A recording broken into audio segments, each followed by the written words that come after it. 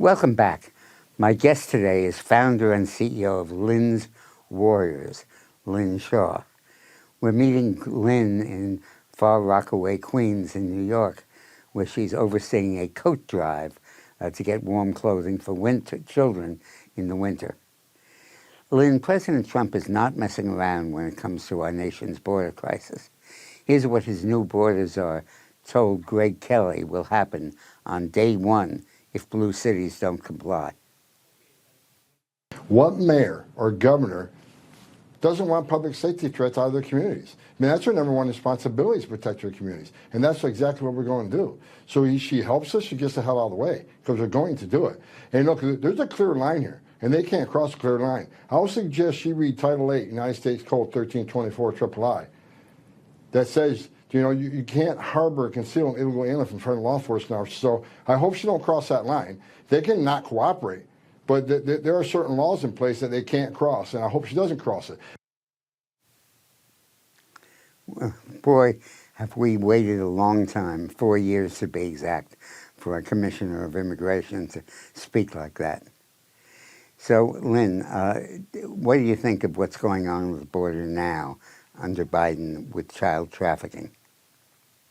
Well, I say, Dick, get ready, because when Tom Homan speaks, I wouldn't want to get in his way. I have worked with him. I have given speeches next to him. He will get the job done with President Trump. Now, let's go back to what I like to say is the Biden-Harris administration. In my opinion, our warriors' opinion, the biggest human trafficking operation in the world. They are complicit with the criminal cartels in Mexico in running this sex trafficking, labor trafficking operation. I don't know why it's been allowed to go on for so long. We have such national security threats. But more than that, we have over 500,000 unaccompanied minors, 500,000, Dick. I want everybody to hear this, somewhere lost in the United States that nobody seems to have the answers when we ask members of the government, we ask law enforcement, we ask everybody, where could these kids be? And we get the same answers. Well, we know they're probably sex and labor trafficked, but we don't know where they are. So we give the Biden-Harris administration a zero, a less than a zero, if I could give them that kind of mark, because this is nothing but one big sex trafficking money operation. And Dick, we have to talk about the NGOs working on the border to vet all of these unaccompanied minors, because how come nobody's calling them out? They haven't done their jobs, Dick, at all. What about them? Well, you made the point to me that lasted with me in my thinking, that you can smuggle drugs, but it's a lot easier and a lot more profitable to smuggle children. And that really is the new drug that these monsters are now toying with. First of all, Dick, I want to thank you, because when I last year or so said to you, I kind of accosted you a little bit at a function, and I said, I got to get this on your radar. I got to tell you about this. And you so graciously said to me, I want to learn more about this, Lynn. Would you please teach me? And so I appreciate that. All of our warriors do. What is happening is it is so difficult manufacturing drugs, transporting drugs, that whole big thing. The predators are always, the traffickers, 10 steps ahead of law enforcement. They're a very smart group, all of them. When there's $1 to be made, they figure out how to do it, right? So they figured out, okay, trafficking in people. Right now in the United States, and with all of this border mess, criminal activity going on for 4 years plus now, okay, but the last 4 years have been impossible. They figured out we can traffic a child. We can traffic a person. And not only that, it's so much easier. What they're doing, Dick, is they're now, and law enforcement, Border Patrol has told me they have never seen this before at the border. They are drugging the children, so the children are lethargic. The children can't talk. The children can't say, that's not my mother or father. Usually a male is with all of these kids. And they can come here and they can just keep selling children over and over again. We have the same man, as an example, showing up at the border once a month with 20 kids. Now, we can't possibly be the father for all these different kids. This is what's going on. So I have to ask you, Dick, we know all this. We just heard Tara Lee Rodas. We heard this. We've had congressional hearings before. This is a humanitarian crisis. It's bipartisan. It doesn't belong to any political party. Why hasn't the Biden-Harris administration been stopped? Why are these NGOs that are paid millions upon millions, probably into the billions by now, from our tax-paying dollars? They are supposed to be doing the vetting.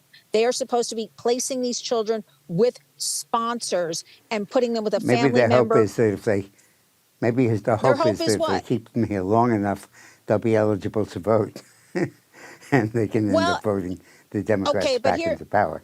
well, Dick, we digress with that one, but I was convinced that with all of this border, it was strictly for, as many people said, to turn the vote. But we saw what happened on November 5th, and the American people have spoken. So that didn't quite work out as far as bringing all these illegal aliens, as I do call them, because we want people to come here legally, not breaking through and invading our country. But right now, let's stick to the children. I mean, how can anybody, I'm talking Republicans, I'm talking Democrats, allow this to go on if we know about it? And I have to say, we have a lot of studies that back up everything we talk about on the Warriors. Democrats, Republicans alike do like cheap labor. So we know a lot of these kids have disappeared into the interior of the United States, working in meatpacking plants, working in automotive places, farms, lumber yards, all kinds of things. And you know what? We even have now, again, this is what I was told. People will call up these NGOs on the border, and there are about 100 of them working to take care of these unaccompanied minors, children. And they'll say something like, okay, I need 6 girls with very small fingers to work in my manufacturing plant, because little fingers, they can get into the machinery and all that type of thing. I need 4 boys. We've had this report. 4 boys to come work on my ranch. And these kids are handed over. Now, Dick, we have multiple reports of vans and small trucks showing up, and one person taking up to 24 children, and they drive My off. God. And these places, Dick, are shrouded. Okay, an associate of mine was down there, shrouded in black tarps. You're not allowed to take pictures. Chain link fences around them. Nobody seems to know what's going on, except it's horrifying And and bad. we thought that Abraham Lincoln stopped slavery in the U.S. Well, But what you're we telling thought me now is a real eye-opener. we thought so. We thought so, but I want. Lynn, President Trump will not be deterred when it comes to restoring the sanctity of the southern border. But unlike the left, he says he believes in legal immigration. Watch. They want people to come into our country. They do. They don't want to have exclusion, but they want to come in legally through a system. They don't want them coming in through prisons and through where you dump a prison from countries all over the world, dumping prisons into our country. The prisoners dumped into our country by the millions. They don't want that. Yeah. So this is just incredible how this human slavery has reared its head in the United States under the aegis of our own immigration system. Lynn, how do people join your organization? What's your email? Everybody right now should go to lynswarriors.org, the website, loaded full of information about all of this, how you can help, how you can contact your elected representatives and talk about all of this. And Dick, thanks to you and Newsmax for covering this. We have to be vigilant and remain this way right through the Trump administration, because none of this will be letting up. We have a fight on our hands, but Well, I'm thank confident. you. Thank you so much, Lynn. Thanks, I Dick. love your warriors, too. Still to come, an Army veteran convicted for the crime of silently praying outside an abortion clinic. That story next.